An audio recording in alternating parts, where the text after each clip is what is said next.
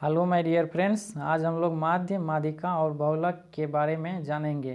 तो आइए जानते हैं सबसे पहले माध्य के बारे में। यानी माध्य होता क्या है, इसको जानेंगे। उसके बाद माध्यिका के बारे में जानेंगे और लास्ट में हम लोग बहुलक भी पढ़ेंगे। तो चलिए इस वीडियो को शुरू करते हैं। तो पहला क्वेश्चन है, इतना संख्या का माध्य हमें निकालना है। तो माध्य बराबर होता क्या है? माध्य बराबर होता है संख्या के कुल योग बटे कुल संख्या। ठीक है, यहाँ तक समझ में आ रहा है? तो चलिए आगे समझते हैं। आगे हम इस फार्मूला के आधार पे इस क्वेश्चन को सॉल्व करेंगे। ठीक है, तो पहला क्वेश्चन ये है, पहला क्वेश्चन लिख रहे हैं यहाँ पे। जो भी संख्या दिया गया है हमें एक सीरीज में, इस सीरीज के अंतर्गत जितने भी संख्या है सबको जोड़ देना है, सबको जोड़ देना है। तो हमें माध्य निकालना है। तो लिखेंगे माध्य बराबर, माध्य बराबर कितना कितना संख्या है? 5 है, तो 5 प्लस उसके बाद 7 है, 7 प्लस उसके बाद 9 है, प्लस 11 उसके बाद 13 प्लस 15 है।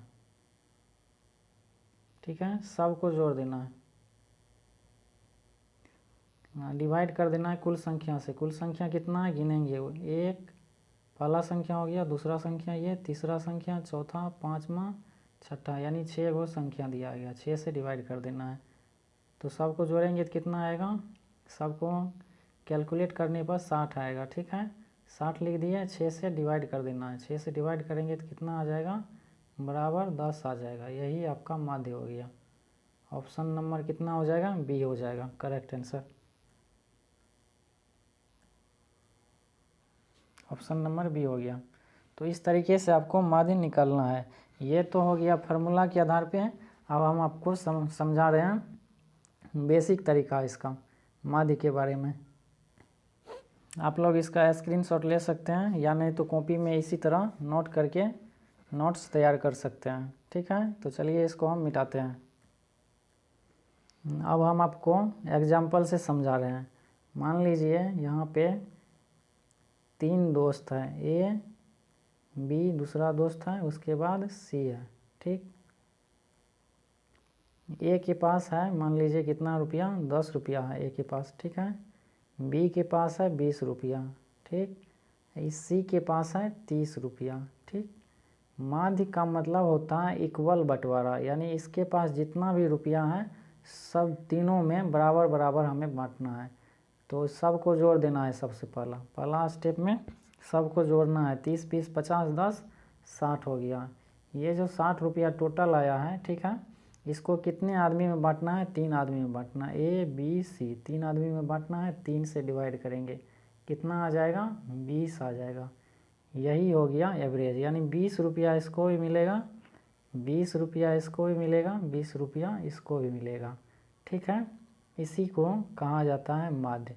यानी माध्य का दूसरा डिफिनेशन ये हो गया, इक्वल बंटवारा ही क्या कहलाता है? यानी इसके पास 10 रुपया था, 20 रुपया हो गया। इसके पास 20 था पहले भी, अभी भी 20 ही है। इसके पास 30 था लेकिन 20 है। तो इसका मतलब ये हुआ, जो भी टोटल रुपया हुआ 60 रुपया, इसको 3 से डिवाइड कर दिए, 20 आ गया, यानी 20 रुपया प्रत्येक को मिलेगा। ठीक है, यही हमारा माध्य हो गया।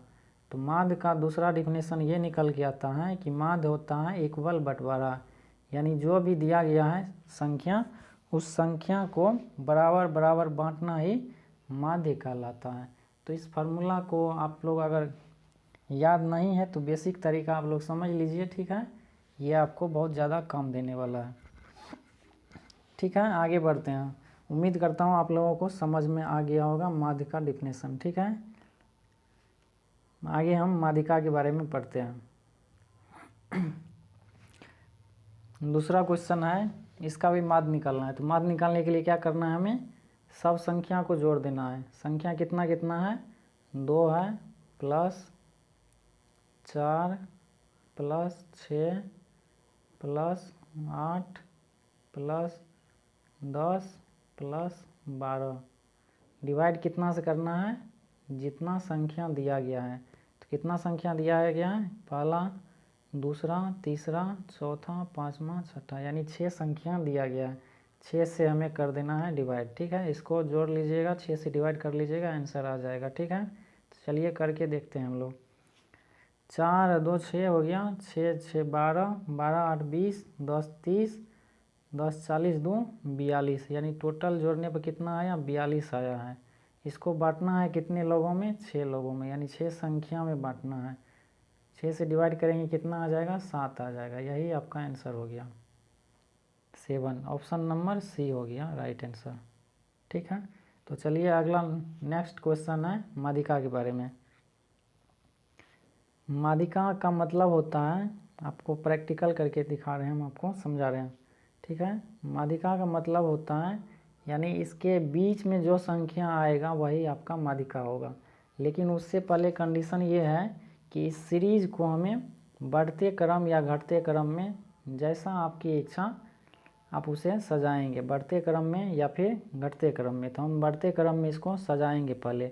बढ़ते क्रम का मतलब होता है पहले सबसे, जैसे एग्जांपल में समझिए, जैसे हम 1 लिखें, उसके बाद 2 आएगा, उसके बाद 3 आएगा, उसके बाद 4 आएगा, यानी इसी को कहा जाता है बढ़ते क्रम, ठीक है। तो इस सीरीज़ में हमको इस क्वेश्चन को सजाना है, तो चलिए हम सजाते हैं इसको।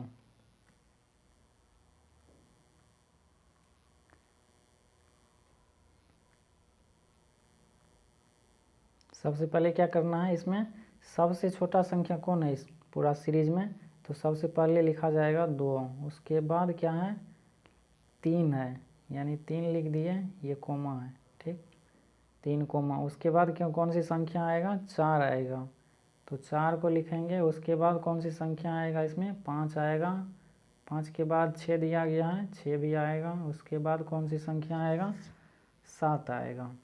और कोई संख्या बचा हुआ है, उसके बाद 9 बचा हुआ है, 7 के बाद 9, ठीक है। सब संख्या को बढ़ते क्रम में इसी तरह आपको लिखना है। उसके बाद क्या करना है, दूसरा स्टेप में समझिए।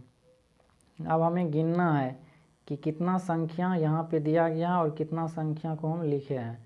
तो पहला संख्या, दूसरा, तीसरा, चौथा, पाँचवा, छठा और सातवां, यानी इस सीरीज़ में 7 संख्या दिया गया है।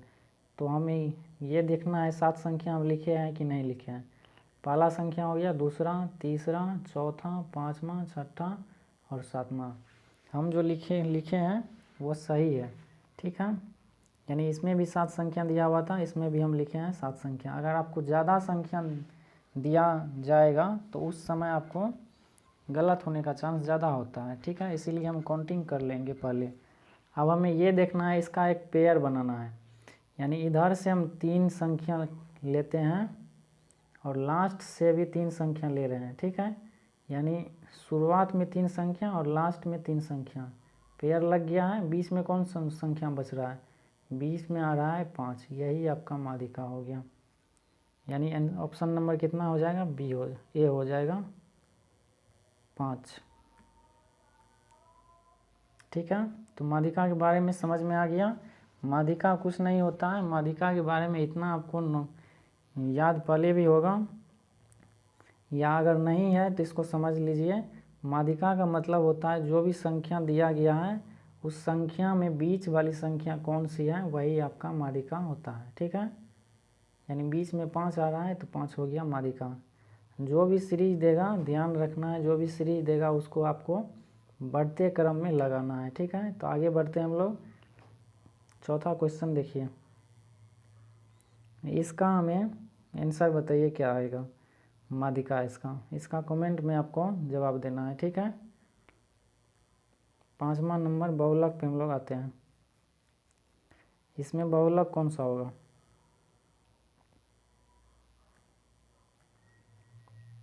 बहुलक का मतलब होता है जो संख्या अपने आप को ज़्यादा बार रिपीट किया हो वही संख्या बहुलक होता है। जैसे यहाँ पे देखिए 5 नंबर तो क्वेश्चन है, पहला संख्या क्या है, 3 है, 3 लिख दिए। उसके बाद 5 है, 5 लिख दिए। उसके बाद फिर 5 है, 5 लिख दिए। उसके बाद 3 है, 3 लिख दिए। उसके बाद 2 है, 2 लिख दिए। उसके बाद फिर 3 है और लास्ट में 5, फिर 5 है, ठीक है। इस सीरीज़ में हम आपसे पूछ रहे हैं कि कौन सी ऐसी संख्या है जो अपने आप को ज़्यादा बार रिपीट की है। तो वो संख्या है, आपको 5 दिख रहा है, 5 कितना बार आया है, 1 बार, 2 बार, 3 बार, 4 बार, यानी 5 अपने आप को 4 बार रिपीट किया है। तो सबसे ज़्यादा बार यही आया है। और भी संख्या को देख लेते हैं, यहाँ पे 3 है, यहाँ भी 3 है, यहाँ भी 3, 3 अपने आप को 3 बार रिपीट किया है, ठीक है। लेकिन 5 कितना बार, 4 बार रिपीट किया है, 1 2 3 4, यानी 4 बार। तो बहुलक होता है जो अपने आप को ज़्यादा बार रिपीट करे, जो संख्या। तो 5 अपने आप को ज़्यादा बार रिपीट किया है, इसलिए आंसर हो जाएगा 5। हमारा राइट आंसर हो जाएगा 5। बहुलक के बारे में समझ में आ गया। तो इस वीडियो में इतना ही। अगले वीडियो में हम लोग परिसर के बारे में समझेंगे।